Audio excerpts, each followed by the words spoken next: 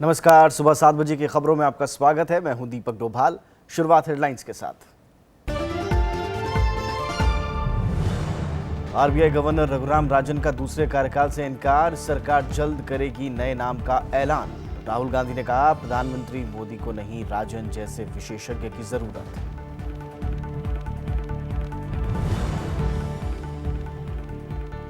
London में किताब के विमोचन में दिखे विजय माल्या। कांग्रेस ने उच्चायुक्त नवतेज सरना की मौजूदगी पर उठाए सवाल। सरकार ने कहा, मेहमानों की सूची में नहीं था नाम।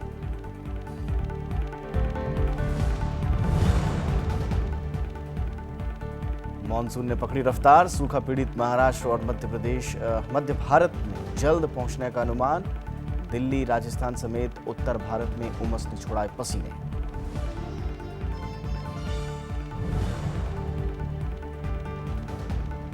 मिस्र के पूर्व राष्ट्रपति मोहम्मद मुर्सी को 40 साल की सजा, गोपनीय जानकारी लीक करने का आरोप। मुस्लिम ब्रदरहुड के 6 सदस्यों को सजाए मौत।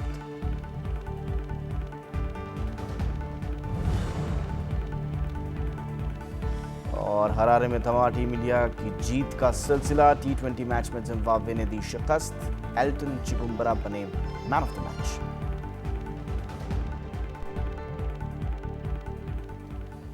रघुराम राजन दोबारा रिजर्व बैंक के गवर्नर नहीं बनेंगे।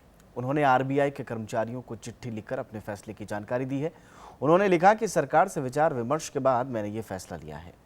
राजन ने कहा कि वो वापस शिक्षा के क्षेत्र में लौटना चाहते हैं और ज़रूरत पड़ने पर देश की सेवा करने को हाजिर रहेंगे। राजन का 3 साल का कार्यकाल 4 सितंबर को खत्म हो रहा है। वहीं पूर्व वित्त मंत्री पी चिदंबरम ने आरोप लगाया कि पिछले कुछ दिनों से राजन के खिलाफ सुनियोजित अभियान चलाया जा रहा था और ऐसे में यह फैसला होना ही था। बीजेपी सांसद सुब्रमण्यम स्वामी ने राजन को वो दूसरे कार्यकाल देने के खिलाफ रहे हैं। उन्होंने 2 बार प्रधानमंत्री को इस बारे में चिट्ठी भी लिखी थी। पहले ही कह रहा था कि उनको शिकागो जाना चाहिए वापस। उसके लिए हिंदुस्तान सही जगह नहीं था और उसका नियत खराब था और अब वो अपने आप तय करके जा रहे हैं। मुझे इस पर और कुछ कहना नहीं है। जो मेरे कारण जो दिए थे सब वजनदार थे। वो इस सरकार में क्षमता थी नहीं, क्योंकि उन्होंने अच्छा काम किया था कि ये कह सकते कि हम उनको हटा देंगे। जब ये क्षमता नहीं थी तो फिर आप अपने लोगों को लगा दो, इस तरह से प्रताड़ित करो कि अगला अपने आप ही छोड़ जाए।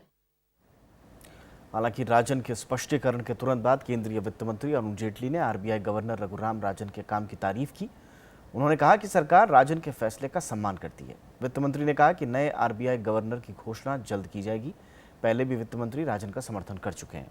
अरुण जेटली ने कहा था कि आरबीआई और वित्त मंत्रालय के बीच हमेशा बेहतर सामंजस्य रहा है और दोनों एक दूसरे की राय का पूरा सम्मान करते हैं।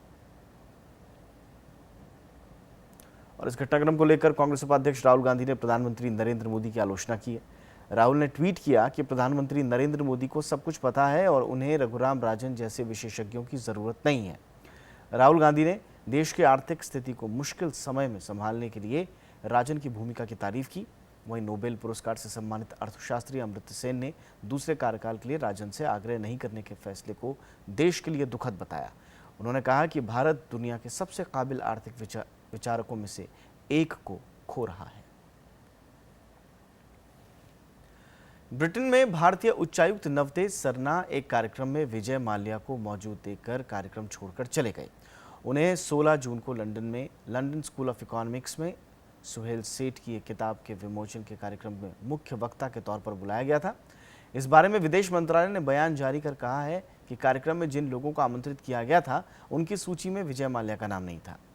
लेखक सुहेल सेठ ने भी ट्विटर पर इस मामले में सफाई दी है कि यह सार्वजनिक कार्यक्रम था जिसका प्रचार सोशल मीडिया के जरिए किया गया था।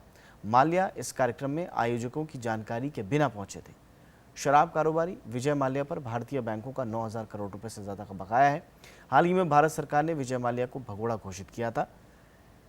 वहीं कांग्रेस ने माल्या को देश वापस लाने की सरकार की मंशा पर एक बार फिर से सवाल खड़ा किया है। पूर्व क्रिकेटर चेतन चौहान को national institute of fashion technology का नया चेयरमैन बनाया गया है। इस पद के लिए मिनिस्ट्री ऑफ टेक्सटाइल ने नाम भेजे थे। चौहान के मुताबिक उन्हें क्रिकेट और बैंकिंग अनुभव के आधार पर यह जिम्मेदारी दी गई है। उनकी इस पारी को लेकर सोशल मीडिया पर मिलीजुली प्रतिक्रियाएं मिल रही हैं। इनमें दिल्ली के मुख्यमंत्री अरविंद केजरीवाल भी शामिल हैं, जिन्होंने सरकार के इस फैसले पर चुटकी ली है। वहीं कांग्रेस ने भी इस फैसले पर सरकार को निशाने पर लिया है।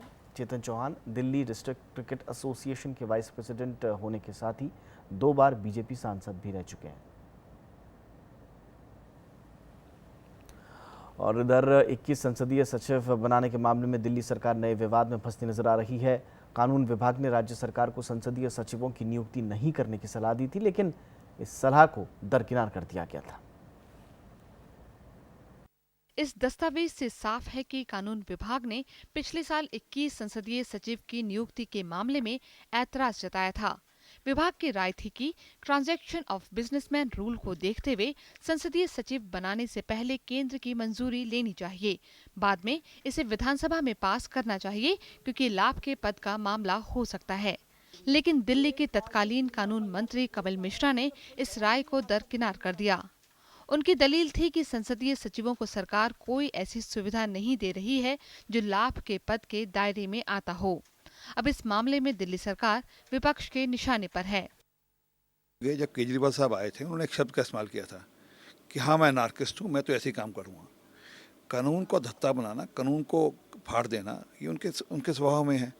अगर कानून को मानते तो आज 21 विधायक के साथ ये मुसीबत ना होती और दिल्ली को ये सब झेलना ना पड़ता और दिल्ली को वापस चुनाव ना झेलने पड़ेंगे। अब standard example of what an anarchist can do despite warnings coming in from bureaucracy. इस फैसले पर संवैधानिक मामलों के जानकार भी सवाल उठा रहे हैं। उनका मानना है कि इसमें तय प्रक्रिया का पालन नहीं हुआ। Transaction of business rules home ministry ने इशू किए हुए हैं, उसमें ये लिखा हुआ है कि आप एलजी की अप्रूवल लेंगे जाने से पहले। तो देखा जाए हर टाइप का बिल पहले एलजी से वेट होना चाहिए। तो ये इसकी प्रोविजन इसलिए है क्योंकि अनलाइक अदर स्टेट्स, दिल्ली में एलजी किसी भी बिल को रिजर्व कर सकते हैं, असेंट रोक सकते हैं और प्रेसिडेंट की अप्रूवल के लिए रिजर्व कर सकते हैं, रिजेक्ट नहीं कर सकते। प्रेसिडेंट की अप्रूवल के लिए रिजर्व कर सकते हैं और प्रेसिडेंट को भेज सकते हैं। इसलिए एम्बेरसमेंट बचाने के लिए ये प्रोविज़न रखा था होम मिनिस्ट्री ने, तब जब ये एक्ट आया था, कि आप सभी बिल्स की आप एक दफ़ा एलजी को दिखा लीजिए, ताकि अगर वो असेंट विदहोल्ड करना चाहता है तो आपको पहले ही बता देगा। सोमवार को राष्ट्रपति ने संसदीय सचिवों को लाभ के पद के दायरे से बाहर रखने का प्रस्ताव वापस भेज दिया था। इसके बाद से ही आम आदमी पार्टी के 21 विधायकों पर निलंबन की तलवार लटक रही है।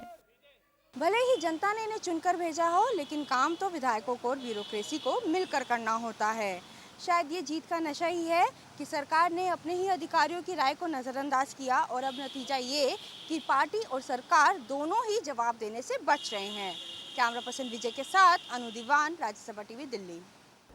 जम्मू कश्मीर विधानसभा में कल महंगाई का मुद्दा जोर शोर से उठा। विपक्षी नेशनल कॉन्फ्रेंस और कांग्रेस ने इस पर सदन में अवरोध भी किया। दोनों पार्टियों ने सरकार से इस पर जवाब की मांग की। विपक्षी दलों ने ये भी आरोप लगाया कि राशन का एक बड़ा हिस्सा अनंतनाग भेजा जा रहा है। यहाँ कुछ दिनों बाद उपचुनाव होने हैं, जहाँ से मुख्यमंत्री महबूबा मुफ्ती उम्मीदवार हैं। वहीं कानून मंत्री अब्दुल हक खान ने कहा है कि विपक्ष को नारेबाजी से बचना चाहिए। सरकार के जवाब से असंतुष्ट विपक्षी सदस्यों ने वॉकआउट भी किया। ये सरकार सुनने को राजी नहीं है। हमारा जिम्मा है, जो हम अपोजिशन में हैं, इस सरकार को हम लोग एक्सपोज करें। जो गरीबों को, जो आम इंसान है, उसके जो लाइफ को इम्पैक्ट करता है, इश्यूज, दाल सब्जी तो सबको इम्पैक्ट करता है, उनके मसला को उठाएं। मानव संसाधन विकास मंत्रालय ने अगले अकादमिक वर्ष से 6 केंद्रीय विश्वविद्यालयों में योग विभाग स्थापित करने का फैसला लिया है। अंतर्राष्ट्रीय योग दिवस से पहले सभी सरकारी स्कूलों में पहले योग ओलंपियाड के मौके पर केंद्रीय मानव संसाधन विकास मंत्री स्मृति ईरानी ने ये जानकारी दी।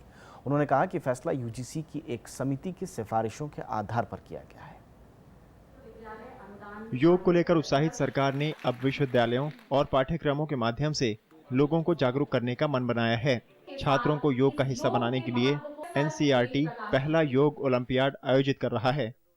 ये निर्णय किया है कि 6 सेंट्रल यूनिवर्सिटीज में इसी एकेडमिक वर्ष में हम लोग योग का डिपार्टमेंट या तो नए रूप से स्थापित करेंगे अथवा रिवैम्प करेंगे। Central university Uttarakhand, central university Kerala, central university Manipur, central university Rajasthan, central university Amarkantak में हमारे प्रयास इसी वर्ष से शुरू होंगे। स्वामी विवेकानंद योग संस्थान के कुलाधिपति का मानना है कि देश के 35% युवा तनाव के शिकार हैं। ऐसे में योग उनके जीवन में नई उम्मीद भर सकता है। The biggest challenge that's facing our student community, the teenagers suffering from depression. 35% of the teenagers suffering in an age where they should be bubbling with joy, enthusiasm, energy, dynamism. They all become darkness. What a shame.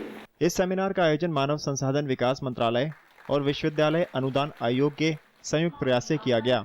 मंगलवार को अंतर्राष्ट्रीय योग दिवस है, जिसके लिए दिल्ली समेत देश भर में तैयारियां जोर शोर से चल रही हैं। Mohammad Fatih Tipu, Rajya Sabha TV. प्रधानमंत्री नरेंद्र मोदी ने कहा है कि भारत के विकास का लाभ पड़ोसी देशों को भी मिलना चाहिए। उन्होंने श्रीलंका के जाफना में एक स्टेडियम का वीडियो कॉन्फ्रेंस के जरिए उद्घाटन करते हुए ये बातें बोली। भारत की मदद से इस स्टेडियम का पुनर्निर्माण हुआ है।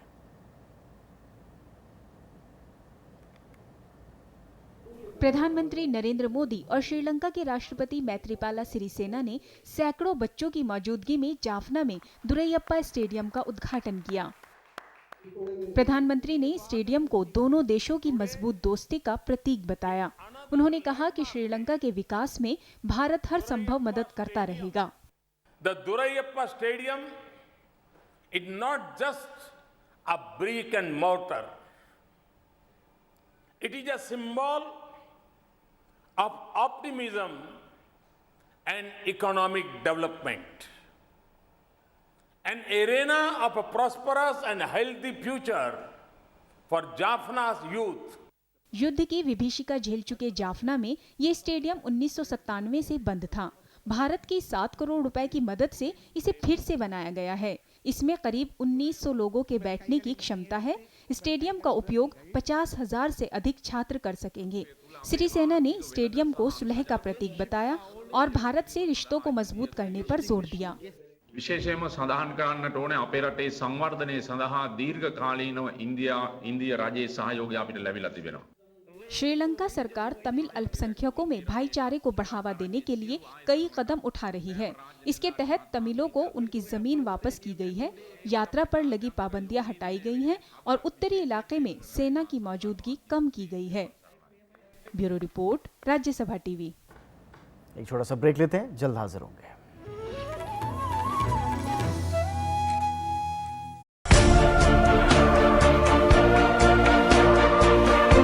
अकाल और सूखे से बेहाल राजस्थान, जल संकट से बेहाल जानवर और इंसान, डार्क जोन में अधिकतर इलाका।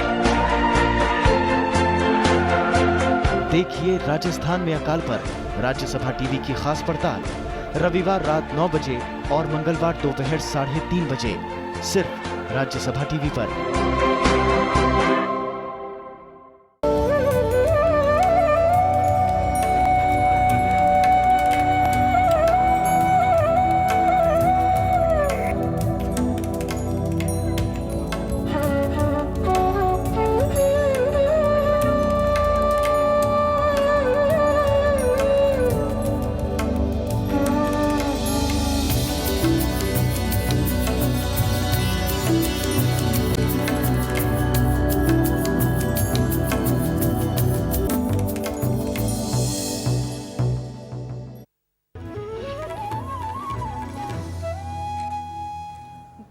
अठारह जून का दिन भारतीय वायुसेना के इतिहास में दर्ज हो गया है। पहली बार वायुसेना में 3 महिला लड़ाकू पायलट को कमीशन दिया गया। फ्लाइंग ऑफिसर अवनी चतुर्वेदी, मोहना सिंह और भावना कांत अब लड़ाकू दस्ते में शामिल हो गई हैं। प्रधानमंत्री नरेंद्र मोदी ने महिला पायलटों को बधाई देते हुए इसे गर्व और खुशी का पल बताया।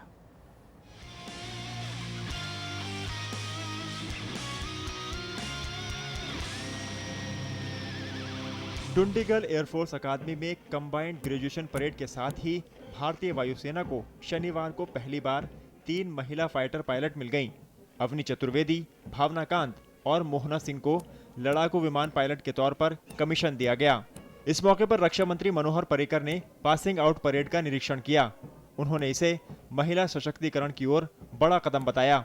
We consider that there should be total gender parity in armed forces. Now, while I say this, there are technical administrative difficulties which we are likely to face in certain areas. So step by step, we will see that this parity is achieved. इन तीनों बहादुर बेटियों ने पुरुष cadet के साथ training का पहला चरण पूरा कर लिया है। कमीशन के बाद अब इनकी एडवांस ट्रेनिंग शुरू होगी। इसमें वो सुखोई और तेजस जैसे लड़ाकू विमान उड़ाती नजर आएंगी। इस मौके पर महिला पायलटों ने अपने अनुभव साझा किए। Obviously, we are feeling quite fortunate for being the first ones. Anybody could have got that opportunity, but we got it, and we are happy about it. Before going solo in the aircraft, we have been trained a lot with the instructors. We have been cleared by the examiner, so we feel confident. We feel good definitely because flying solo in aircraft gives you a special feeling. Definitely, it's a good feeling, and we feel privileged and quite lucky. The first one. It could be anyone. It's our luck that we are the one. तीनों लड़कियों के परिवार वाले भी इस कामयाबी पर गर्व महसूस कर रहे हैं। Proud of her because she continued this legacy and just carry forwarded it. So I wish her all the good luck. वायुसेना में अब तक महिलाएं केवल ट्रांसपोर्ट विमान और हेलीकॉप्टर ही उड़ाती रही हैं। पिछले साल अक्टूबर में सरकार ने वायुसेना में महिला लड़ाकू पायलटों को शामिल करने को मंजूरी दी थी। इसके बाद 100 से ज्यादा महिला कैडेट में अवनी चतुर्वेदी, भावना कांत और मोहना सिंह को लड़ाकू विमान पायलट के तौर पर प्रशिक्षण के लिए चुना गया था। इसके साथ ही भारत उन चुनिंदा देशों में शामिल हो गया है जिसकी वायुसेना में महिला फाइटर पायलट हैं। Bureau report, Rajya Sabha TV. ISRO 22 जून को अपने ऐतिहासिक मिशन के तहत रिकॉर्ड 20 उपग्रहों का प्रक्षेपण करेगा। श्रीहरिकोटा के सतीश धवन अंतरिक्ष केंद्र में प्रक्षेपण की अंतिम तैयारियां जारी हैं। PSLV C-34 की इस उड़ान में अपने साथ 17 विदेशी उपग्रहों को उनकी कक्षा में ये प्रस्थापित करेगा। भारतीय अंतरिक्ष एजेंसी इसरो अपने सबसे बड़े अभियान की तैयारी में जुटा है। 22 जून सुबह करीब 9:25 पर श्रीहरिकोटा के सतीश धवन अंतरिक्ष केंद्र से PSLV C-34 यान अपने साथ 20 उपग्रहों को लेकर अंतरिक्ष में पहुंचेगा। राज्यसभा टीवी से खास बातचीत में इसरो प्रमुख AS किरण कुमार ने बताया कि पहले 22 उपग्रहों के एक साथ प्रक्षेपण की तैयारी थी, लेकिन तकनीकी कारणों के चलते 20 उपग्रहों को एक साथ भेजा जाएगा। काफ़ी एनालिसिस करना पड़ता है क्योंकि हर एक सैटेलाइट को रिलीज़ करने के बाद जो मिशन के हिसाब से सेंटर ऑफ ग्रेविटी कहाँ जाता है और कैसे उसको रीओरिएंटेशन करना पड़ेगा और एक दूसरे से टक्कर ना करे, इसके लिए काफ़ी एनालिसिस करके हमको तैयार करना पड़ता है। 20 उपग्रहों में स्वदेशी कार्टोसैट 2, 2 निजी विश्वविद्यालयों के उपग्रहों के अलावा 17 विदेशी उपग्रह शामिल हैं। इन सभी उपग्रहों का कुल वजन 1288 किलोग्राम है। विदेशी उपग्रहों में अमेरिका और कनाडा के 2 उपग्रह शामिल हैं। इसके अलावा जर्मनी और इंडोनेशिया के उपग्रह भी प्रक्षेपित किए जाएंगे। आधा से करीब आधा वजन बाहर के जो पेलोड से उसमें से आता है, तो हमारा जो सैटेलाइट का लॉन्चिंग का कॉस्ट होगा हमको कम पड़ेगा इसमें, क्योंकि हमको करीब आधा कॉस्ट इससे रिकवर हो जाता है। तो हमारे लिए एक जैसे सब्सिडी हो जाएगा। जिन्होंने इसमें काम किया है उनकी जो इसमें क्षमता बढ़ रही है, इसके अलावा ये जो है औरों को भी कितना ही इंस्पायरिंग होगा। भारतीय अंतरिक्ष एजेंसी इसरो ने इससे पहले 2008 में एक साथ 10 उपग्रह भेजे थे। इस प्रक्षेपण के साथ इसरो नया रिकॉर्ड बनाने की तैयारी में है। इसरो अब तक विदेशी 57 उपग्रहों का प्रक्षेपण कर चुका है। इस प्रक्षेपण के कामयाब होने के साथ ही ये संख्या 74 हो जाएगी, जो अंतरिक्ष विज्ञान के क्षेत्र में भारत की बढ़ती कामयाबी को दिखाता है। अरुणा ठाकुर, राज्यसभा टीवी। थाईलैंड के प्रधानमंत्री प्रयुत चान-ओ-चा ने कल बोधगया मंदिर का दौरा किया। मंदिर में बौद्ध भिक्षुओं ने उनका पवित्र वस्त्रों से स्वागत किया और विशेष प्रार्थना का आयोजन हुआ। थाईलैंड के प्रधानमंत्री 16 जून से 3 दिन के भारत दौरे पर हैं। शुक्रवार को उन्होंने दिल्ली में प्रधानमंत्री नरेंद्र मोदी से मुलाकात की थी। दोनों देशों ने रक्षा और समुद्री सुरक्षा में सहयोग करने का फैसला किया था। इसके अलावा संस्कृति और शिक्षा के क्षेत्र में 2 समझौते भी हुए। थाईलैंड के प्रधानमंत्री ने उपराष्ट्रपति मोहम्मद हामिद अंसारी से भी मुलाकात की। दोनों के बीच द्विपक्षीय और क्षेत्रीय मसलों पर बातचीत हुई। भारत और दक्षिण कोरिया आज मुक्त व्यापार समझौते की समीक्षा करेंगे। इसका मकसद और द्विपक्षीय व्यापार और निवेश को मजबूत करना है। दक्षिण कोरिया चाहता है कि समझौते में मशीनरी और इस्पात के नए उत्पाद शामिल किए जाएं। वाणिज्य और उद्योग मंत्री निर्मला सीतारमण ने एक कार्यक्रम में कहा कि दोनों देशों को विस्तृत आर्थिक साझेदारी को मजबूत बनाने के लिए और कदम उठाने चाहिए। उन्होंने कहा कि समझौता लागू होने के बाद द्विपक्षीय व्यापार तेजी से बढ़ा है। दोनों देशों में बीच 2010 में ये समझौता लागू हुआ था। और अब बात मौसम की। उत्तर भारत के कई इलाकों में शनिवार को बारिश होने के बावजूद गर्मी का असर कम होता नहीं दिख रहा है। हालांकि तापमान में थोड़ी कमी जरूर आई है, लेकिन बढ़ती उमस से लोग बेहाल हैं। देश के दक्षिणी और उत्तर पूर्वी इलाकों में बारिश से जनजीवन अस्त व्यस्त है, मगर उत्तर भारत को अभी भी मानसून का इंतजार है। हालांकि मौसम विभाग का कहना है कि मानसून ने रफ्तार पकड़ी है और जल्द ही सूखा पीड़ित महाराष्ट्र और मध्य भारत में तेज बारिश होगी। राजधानी दिल्ली समेत देश के उत्तरी इलाकों में गर्मी और उमस से लोग बेहाल हैं। दिल्ली में शनिवार को अधिकतम तापमान 40 डिग्री दर्ज किया गया। राजस्थान के चूरू में अधिकतम तापमान 45.3 डिग्री था, जबकि श्री गंगानगर में अधिकतम तापमान 44.6 डिग्री दर्ज किया गया। उत्तर प्रदेश के झांसी में अधिकतम तापमान 41.5 डिग्री था। हिमाचल प्रदेश के ऊना में तापमान 36.8 डिग्री सेल्सियस दर्ज किया गया। हरियाणा के हिसार में तापमान 40.6 डिग्री रहा। हालांकि शनिवार को पंजाब, राजस्थान, मध्य प्रदेश और उत्तर प्रदेश के कई इलाकों में मानसून से पहले की बारिश ने लोगों को गर्मी से थोड़ी राहत दिलाई। बड़ी देर के बाद मौसम की पहली बारिश हुई है और बड़ा मजा आ रहा है। सुबह बहुत एंजॉय किया है, गर्मी भी कम हो गई है। पहले तो बहुत गर्मी थी, लेकिन आज बारिश से काफी राहत हुई है। ये समझो आप, सारी पब्लिक के लिए, सारे अमृतसर के लिए पहली प्री मानसून कह सकते हो आप इसको। दूसरी तरफ पूर्वोत्तर भारत में शनिवार को भी जमकर बारिश हुई। कई इलाकों में पानी भरने से जनजीवन अस्त व्यस्त हो गया। इस बीच बंगाल की खाड़ी में कम दबाव का क्षेत्र बनने की वजह से ओडिशा, तटीय आंध्र प्रदेश और तेलंगाना में भारी बारिश की चेतावनी दी गई है। Under the influence of this circulation and this monsoon, rainfall very likely to occur at a few places of our coastal Andhra Pradesh, and heavy rainfall would occur at isolated places of our coastal Andhra Pradesh. मौसम विभाग का कहना है कि monsoon धीरे धीरे रफ्तार पकड़ रहा है और जल्द ही दक्षिण भारत से आगे बढ़कर इसके मध्य भारत में फैल जाने की उम्मीद है। Bureau report, Rajya Sabha TV. Torkham में पाकिस्तान अफगानिस्तान सीमा पर विवादित रास्ता शनिवार को दोबारा खोल दिया गया। यहां पाकिस्तानी सीमा चौकी बनाने को लेकर हुए विवाद में पिछले हफ्ते दोनों तरफ की सेनाओं के बीच भारी गोलाबारी हुई थी। इसमें कम से कम 4 अफगान सैनिक मारे गए थे, जबकि दोनों तरफ के दर्जनों सैनिक घायल हुए थे। गोलीबारी के बाद से सीमा के दोनों तरफ हजारों लोग फंसे हुए थे।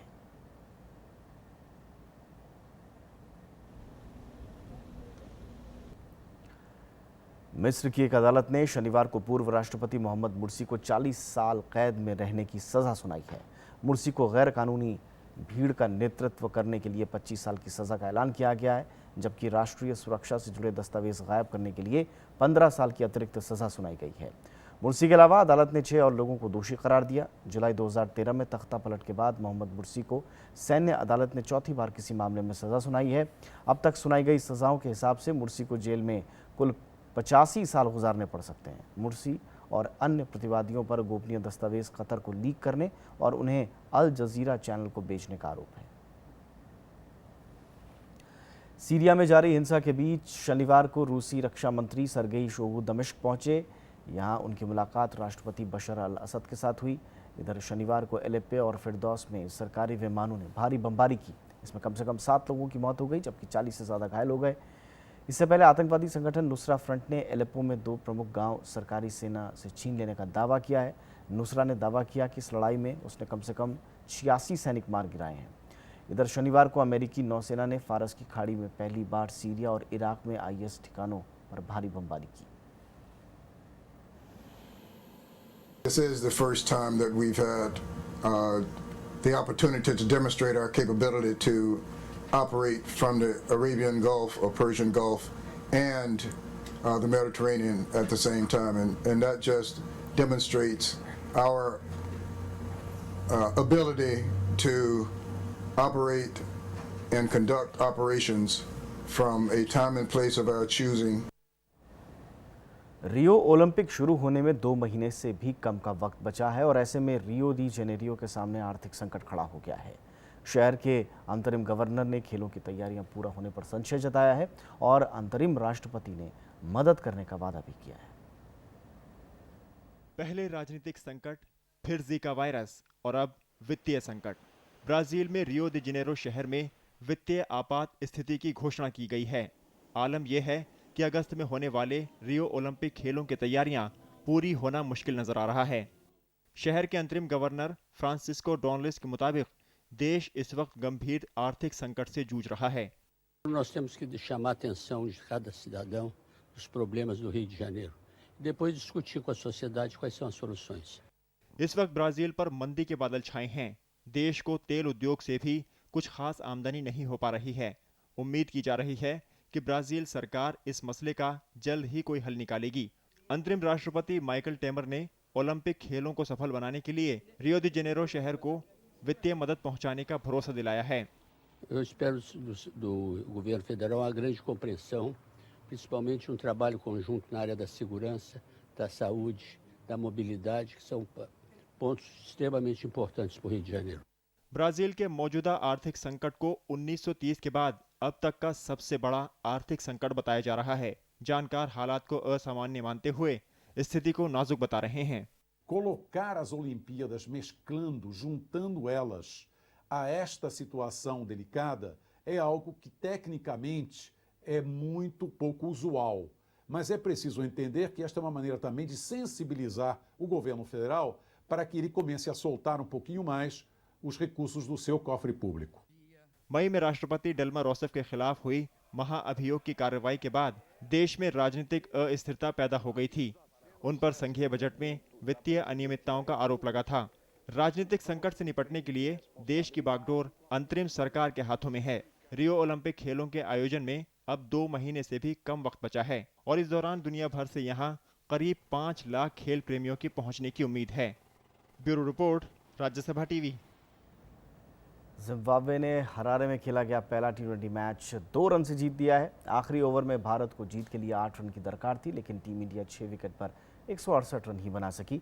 171 रन के लक्ष्य का पीछा करने उतरी टीम इंडिया की शुरुआत अच्छी नहीं रही और पहली ही गेंद पर KL राहुल बिना रन बनाए आउट हो गए। टीम इंडिया को दूसरा झटका 44 रन के स्कोर पर लगा, जब अंबाती रायडू 19 रन बनाकर चामू चिभाभा की गेंद पर बोल्ड हो गए। वहीं टॉस हारकर बल्लेबाजी के लिए करने उतरी जिम्बाब्वे के सलामी बल्लेबाज हैं, उन्होंने टीम को तेज शुरुआत दी। चामू चिभाभा ने 20 और मसाका दजना 25 रन की पारी खेली और आखिरी ओवरों में एल्टन चिगुम्बुरा ने ताबड़तोड़ बल्लेबाजी करते हुए टीम को 20 ओवर में 170 रन के स्कोर पर पहुंचा दिया। चिगुम्बुरा 26 गेंदों पर 7 छक्कों की मदद से नाबाद 54 रन बनाए। भारत की ओर से जसप्रीत बुमराह ने 24 रन देकर 2 विकेट लिए। और अब बात नियाग्रा फॉल की, जहां हाल ही में राज्यसभा टीवी ने दौरा किया। आप भी देखिए नियाग्रा की खूबसूरती हमारे संवाददाता अखिलेश सुमन की आंखों से। राज्यसभा टेलीविजन की टीम अभी खड़ी है नियाग्रा जलप्रपात के सामने। मेरे पीछे जो है जो जलप्रपात आप देख रहे हैं, इसे नियाग्रा फॉल्स कहते हैं। दुनिया का विख्यात नियाग्रा फॉल्स। इस नियाग्रा फॉल्स में पानी की अथाह पता नहीं कहां से जलधारा आती है, कहां से दौड़ती हुई लगता है आती है और नीचे खटाक से गिरती है। आप ये जो धुआं सा देख रहे हैं, ये धुआं दरअसल आग का धुआं नहीं बल्कि ये जलप्रपात का मिस्ट है। ऊपर से जब पानी की धारा नीचे गिरती है उसके बाद बूंद बनकर ऊपर तक आती है और ऊपर तक आती है और यहाँ तक कि हम लोगों तक भी बूंदें उसकी आ रही हैं। नियाग्रा जलप्रपात की खूबसूरती यह है, यहाँ हमेशा यहाँ सैलानी आते रहते हैं और हमेशा इस तरह का मीड ऑफ द मिस्ट बना रहता है। यह जो आप क्रूज देख रहे हैं, ये हरे रंग का और ये लाल रंग का क्रूज, इस क्रूज से लोग आते हैं और इस क्रूज से आकर उस मिस्ट तक जाते हैं। वो जो मिस्ट जो अभी मैं बता रहा था, उस मिस्ट तक जाते हैं, वहाँ तक छू कर उसको आते हैं। उसके बाद जब वो लौटते हैं तो एक मधुर स्मृति लेकर, प्राकृतिक सौंदर्य के बारे में मधुर स्मृति लेकर अपने जाते हैं अपने अपने घरों में। लेकिन नियाग्रा जलप्रपात की एक खूबसूरती यह भी है, यह सिर्फ प्राकृतिक सौंदर्य की जगह नहीं बल्कि एक अद्भुत तरीके की राजनीतिक महत्वपूर्ण जगह भी है। यह पीछे जो ब्रिज आप देख रहे हैं, नियाग्रा जल पर यह बना हुआ ब्रिज है। यह ब्रिज दरअसल अमेरिका और कनाडा को बांटता है। आप मेरी बाईं तरफ जो देख रहे हैं ये जगह, ये बाईं तरफ अमेरिका है और उसके बाद बीच में जब आते हैं तो ब्रिज है, और उसके बाद मेरी दाईं तरफ जब जाते हैं जहां मैं खड़ा हूं यह कनाडा है। तो नियाग्रा प्रपात की खूबसूरती है कि राजनीतिक तौर पे, प्रबंधन के तौर पे और उसके बाद प्राकृतिक सौंदर्य के रूप में नियाग्रा जलप्रपात की खूबसूरती अद्भुत है, और इसीलिए दुनिया के सबसे आश्चर्यजनक प्राकृतिक जगहों में नियाग्रा जलप्रपात को माना जाता है। राज्यसभा टेलीविजन के लिए कैमरा पर्सन भरत राज के साथ नियाग्रा से अखिलेश सुमन। और आखिर में हेडलाइंस एक बार फिर से।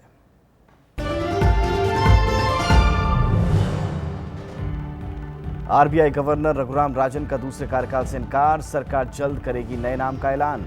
राहुल गांधी ने कहा, प्रधानमंत्री मोदी को नहीं राजन जैसे विशेषज्ञों की जरूरत। लंदन में किताब के विमोचन में दिखे विजय माल्या, कांग्रेस ने उच्चायुक्त नवतेज सरना की मौजूदगी पर उठाए सवाल। सरकार ने कहा, मेहमानों की सूची में नहीं था नाम। मॉनसून ने पकड़ी रफ्तार, सूखा पीड़ित महाराष्ट्र और मध्य भारत में जल्द पहुंचने का अनुमान। दिल्ली, राजस्थान समेत उत्तर भारत में उमस ने छुड़ाए पसीने।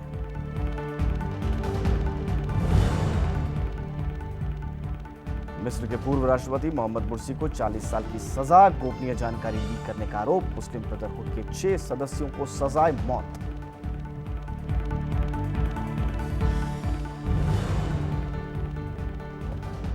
और हरारे में थमा टीम इंडिया की जीत का सिलसिला। T20 मैच में जिम्बाब्वे ने दी शिकस्त, एल्टन चिगुम्बरा बने मैन ऑफ द मैच।